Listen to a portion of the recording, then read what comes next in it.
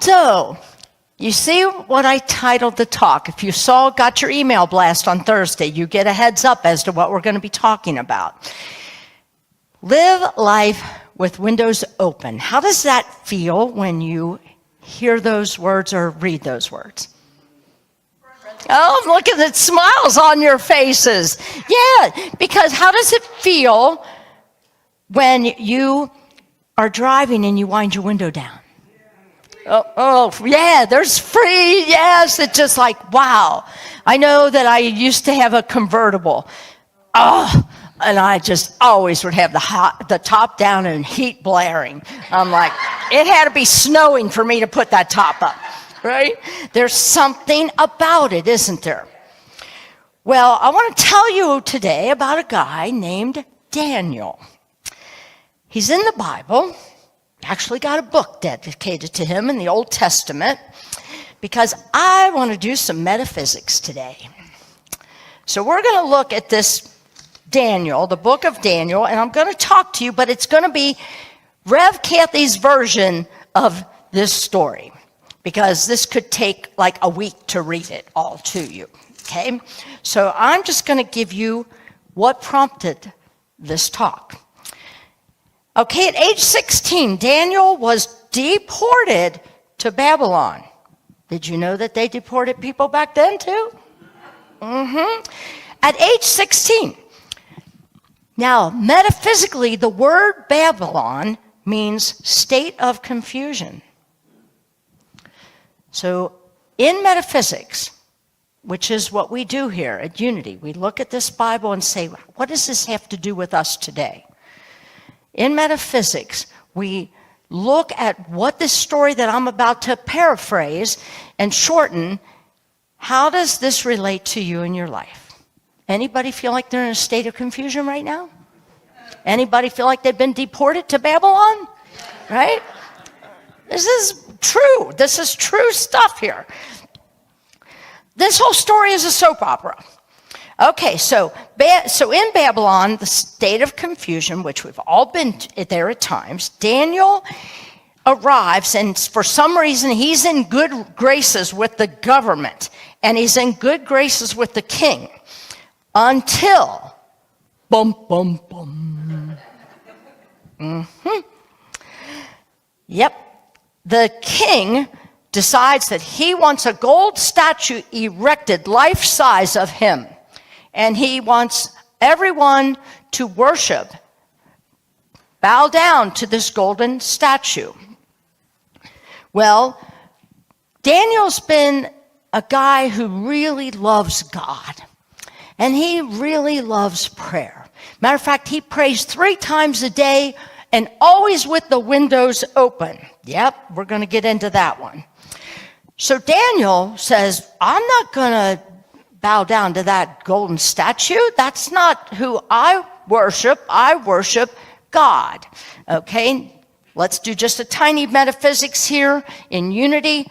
Where is God? In here, in everyone, and in everything, right? God is all encompassing. All right, so he loves God and he worships God. He's not going to worship this golden statue. Well, guess what happens? Many of you who knows a little bit of stories in the Bible, this is where the king says, you, along with your 3 friends,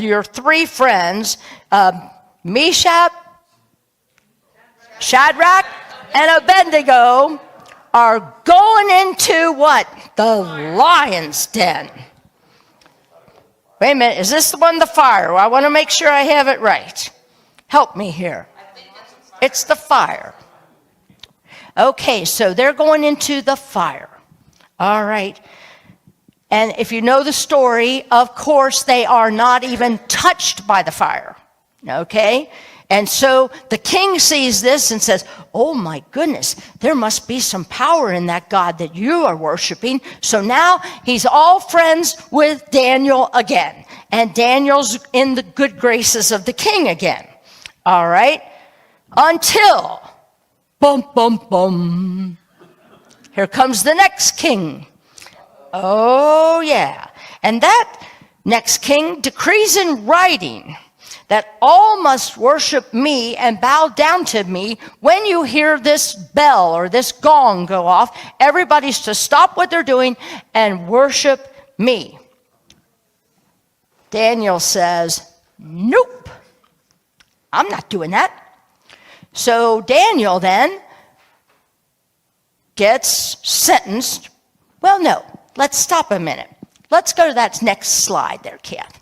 Okay, so here is Daniel, who believes in praying with open windows. Okay?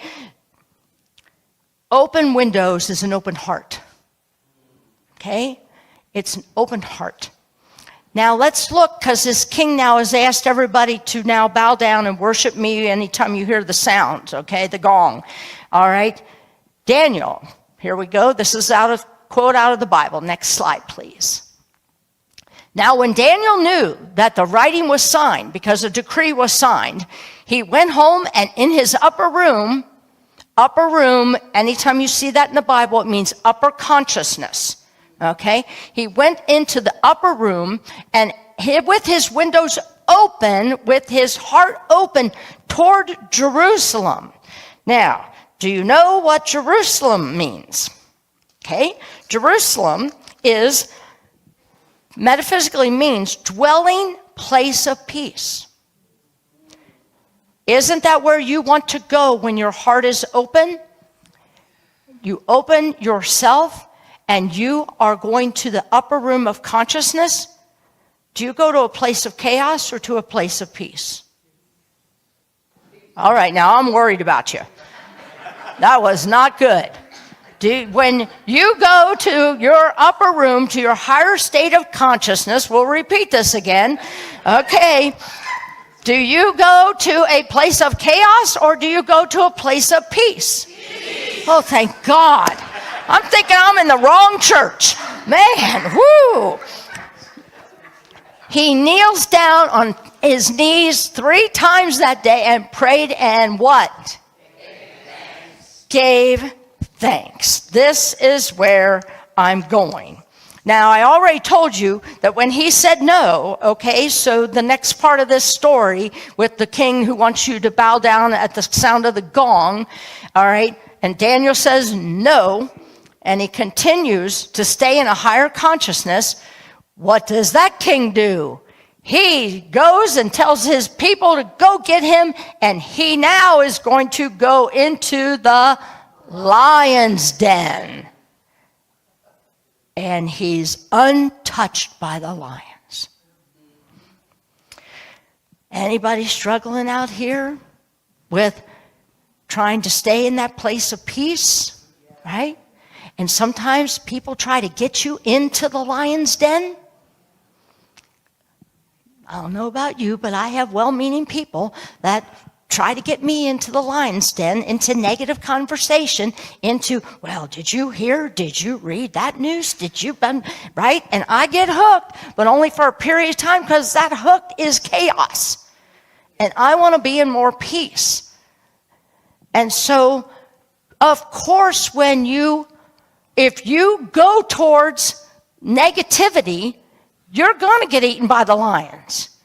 It's critical to stay in the place of peace, because then you are untouched, as this story reveals.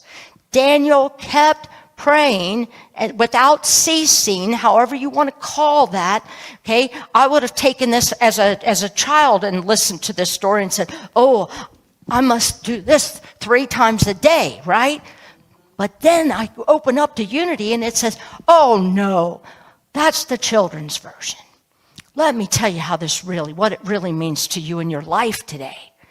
And it's about giving thanks for that Christ, that God within, and honoring the God within every person, as we said in Sunday morning class, even when you don't agree with them.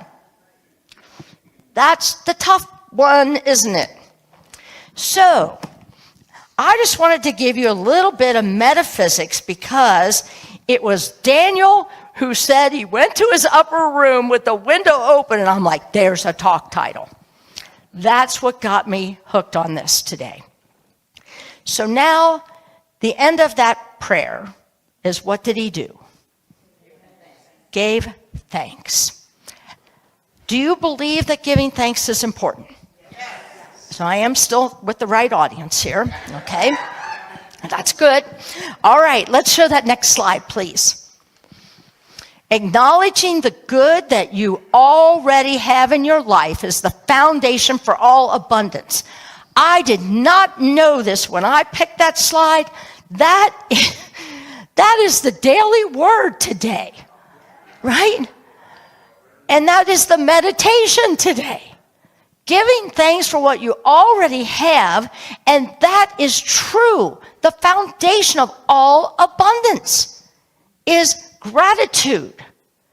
Gratitude for even those little things. Gratitude. Let's go to this next one because I love Winnie the Pooh. Piglet noticed that even though he had a very small heart, it could hold a rather large amount of gratitude. You will hear me say sometimes that my heart feels so big that it feels like it's busting outside of me. But if you look at your physical heart, it's really not that big inside there, is there? It's not. But man, can it hold a lot of love and gratitude and appreciation and kindness. It's like, that might be my physical heart, but my emotional heart can be, it's unlimited, unlimited. Now, I want to touch base on how important this is and why scientifically.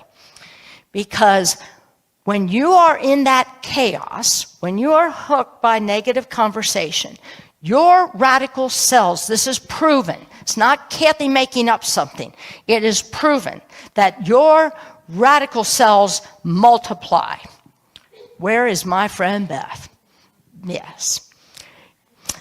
When you are in a state of calm, when you are in a state of gratitude, love, appreciation, your healthy cells multiply. And we got people in here, I'm looking right at her, we've got people in here that have proven this over and over. That's why we have Healing Circle every third Sunday of the month. This is powerful to keep us in that vibration where our healthy cells will multiply. Now you're going to hear a video really quick because it's about the chemical oxytocin. Anybody heard of that? Yes. Let's go to that video, Kath, please.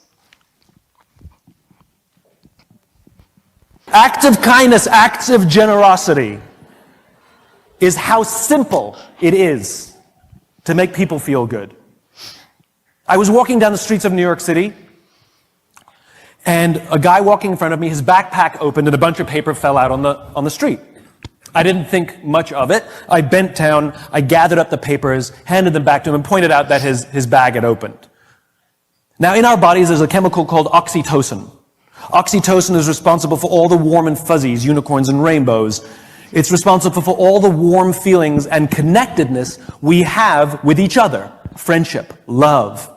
Huge amounts of oxytocin surge through a woman's body as she gives birth. This is what is responsible for the mother-child bond. Oxytocin binds human beings. There are many ways to get oxytocin. One of them is acts of kindness and acts of generosity. It feels good when we do something nice for someone. It feels good when someone does something nice for us. On this particular day, I did something for someone with no expectation of anything in return. I got a little surge of oxytocin. I felt good. He turned to me and he said, "Thank you. It feels nice when someone does something for us with no expectation of anything in return." He felt good. I walked to the end of the street. I'm waiting to cross the street. And a total stranger who happened to be standing next to me said, "I saw what you did back there. That was really cool." As it turns out, witnessing an act of generosity releases oxytocin, and he felt good. And the best part about oxytocin is the more oxytocin we have in our bodies, the more generous we become. It is Mother Nature's way of trying desperately to get us to look after each other. I can guarantee you that that man who witnessed what I did something nice for somebody that day simply because he saw someone do something nice for somebody that day. So what if we commit to do something nice for someone with no expectation of anything in return? Imagine what happens at work. Imagine what happens at home. Imagine what happens with our friends. But it must be genuine. It must be genuine. This is why I love Unity and New Thought, because New Thought churches embrace science, and science is starting to embrace New Thought. Spirituality and science are coming together. No matter what you read out there, people, they are coming together. This is good news. This is very good news. I mean, I love that. And I don't know, did it show on there did he say about the mother birthing the baby? I mean, think about that. Wow. So we come out of the chute with oxytocin. We're wired. You're wired for this. So, as we said in Sunday morning class today, when we engage in disagreements and we engage in division, we are actually blocking oxytocin. We are blocking the kindness gene. That's how important. I want to read you a little story. A little boy wanted to meet God. He thought it was a long trip where God lived, so he packed his suitcase with a bag of potato chips and a 6-pack of root beer and started on his journey. When he had gone about 3 blocks, anybody ever run away from home when they were little? I never got very far either. Oh, Teasel. When he'd gone about 3 blocks, he met an older woman. She was sitting in the park just staring at some pigeons. The boy sat down next to her and he opened his suitcase and he was about to take a drink from his root beer when he noticed that the older lady looked hungry. So he offered her some chips. She gratefully accepted and smiled at him. Her smile was so pretty that the boy wanted to see it again, so he offered her a root beer. Again, she smiled at him, and the boy was delighted. They sat there all afternoon, eating chips and smiling, but they never said a word. As twilight approached, the boy realized how tired he was. This was me, and got up to leave, heading home. But before he had gone any more steps, he turned around, ran back to the older woman, and gave her a hug. She gave him the biggest smile ever. Talk about oxytocin, huh? When the boy opened the door to his own house a short time later, his mother was surprised by the look of joy on his face. She asked him, "What did you do today that made you so happy?" He replied, "I had lunch with God." But before his mother could respond, he added, "You know what? She's got the most beautiful smile I've ever seen." Meanwhile, the older woman, also radiant with joy, filled with oxytocin, right? She returned to her home, and her son was stunned by the look of peace on her face. And he said, "Mother, what did you do today that made you so happy?" She said, "I ate corn chips in the park with God." However, before her son could respond, she added, "You know, he's much younger than I expected."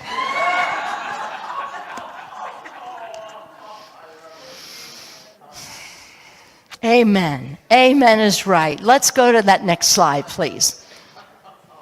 At times, our own light goes out, and it is rekindled by a spark from another. The woman staring at the pigeons in that park, his light was dimming. Each of us has cause to think with deep gratitude of those who have lighted the flame within us. Within us. I want to tell you about my adventure to Staples yesterday. I was there 2.5 hours at the copy center. Has anybody ever spent 2.5 hours at the copy center at Staples? Yes. Yeah. I got this idea, right? I got this idea, and it all came from Nemo and Daniel and Ahmad being at Unity of Louisville last Saturday night, and I saw on their table this kindness journal, and I went to grab it to look at it, and I'm like, oh my gosh, I'm going to buy all of these. I no sooner looked down, and every one of them was gone. And so I came home with one, and I'm like, I take this to the office to Judy and Kim. I said, somehow we got to make these. I want to do this. It's a 21-day challenge of kindness. That's all I'm going to talk to you about because we're going to launch that December 1st. But it wasn't so easy for Staples to do what I needed. And so this woman who is being very kind and trying to help me, because 2 days previous, I had gone to somebody else at the copy center, and she gave me a price that was doable. So I'm like, okay, we can do this. So now I come back on Saturday, and she's like, I don't know how you got that price, right? And then they started copying, and it's not right. And now I'm supposed to sort out all these pages and put them in order. So it's 48 pages. So I'm like, trying to put that in order. Meanwhile, she's doing other jobs, but she keeps coming back to me and saying, all right, have you got it? You got it? And she looks and she goes, you're doing good. You're doing good. Okay? And so I don't know how to try to shorten this other than to tell you that this woman was trying so hard, but now she's on another project that she had started before me. But she keeps trying to help me. Now another lady's trying to take over for her with me, and she's more I don't think we can do this. The only price I can give you is, She was nice, she was helpful, but she was not thinking like this woman, Martina. Her name is Martina. You remember me telling you about Kiki at Walmart? Where I saw God at Walmart? Well, I saw God at Staples yesterday, and God's name she has changed his name to Martina, because Martina was open. Martina lived life with her windows open. And she kept trying to figure it out.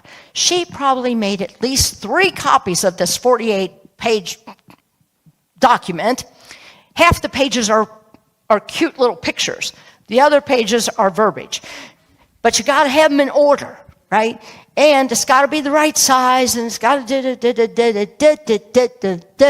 Martina is a creative soul. 2.5 hours later is almost 3 hours, and she's like, I got it. Now we got to work out the price. Now she's on the computer. Oh, they're still saying it's double the price. And she's just going on and on. And I'm just like, I'm so grateful for you. And I'm so grateful that this is my day off, right? Yeah, this is my day off. And there I am working on a project for church. But it's so worth it when you're with God. Who cared? It was 2.5 or almost 3 hours. I was having chips and a root beer with Martina. That's how it felt. And so it got done. And she said, call me Monday. I'm personally going to work on this. And I said, you have the brightest smile. I told her, I said, you live your life with open windows because you don't give up. You did it too. You found a possibility. And so with that, of course, gave her my card. She gave me her card. She said, call me Monday because I'm not going to let anybody else touch this project. I'm going to take care of it. Sunday. Wait, wrong day. Friday. Friday is when I was at Staples for 3.5 hours, or 2.5 to 3 hours.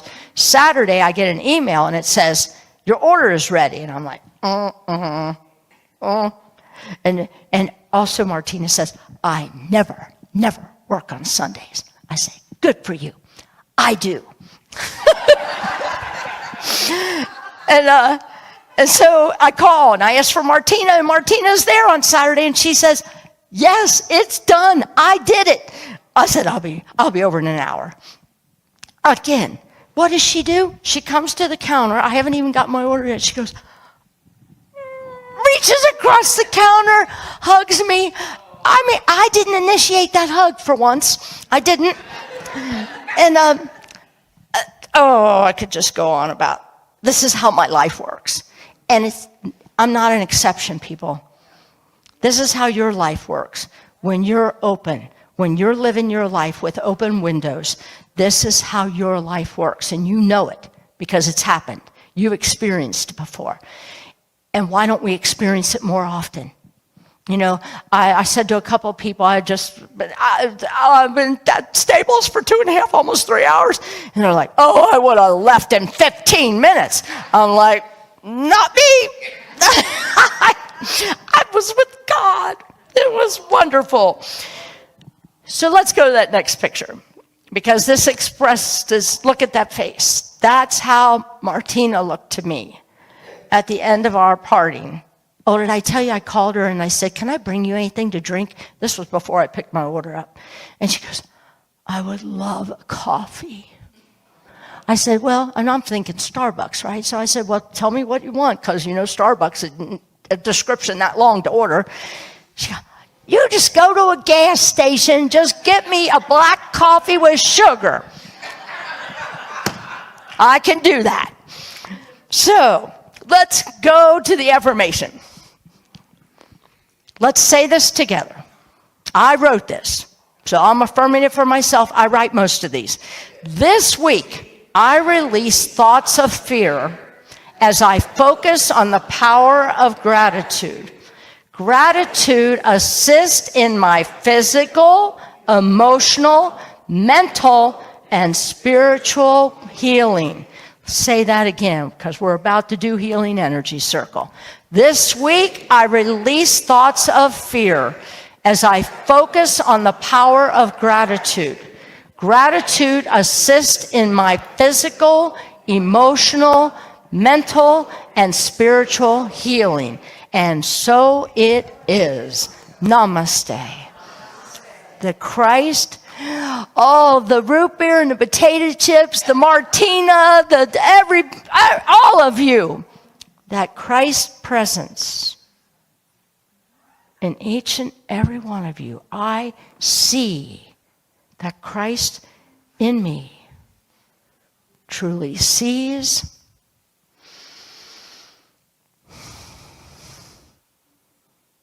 and honors that Christ presence in each and every single one of you. Namaste. Thank you. Thank you. Oh.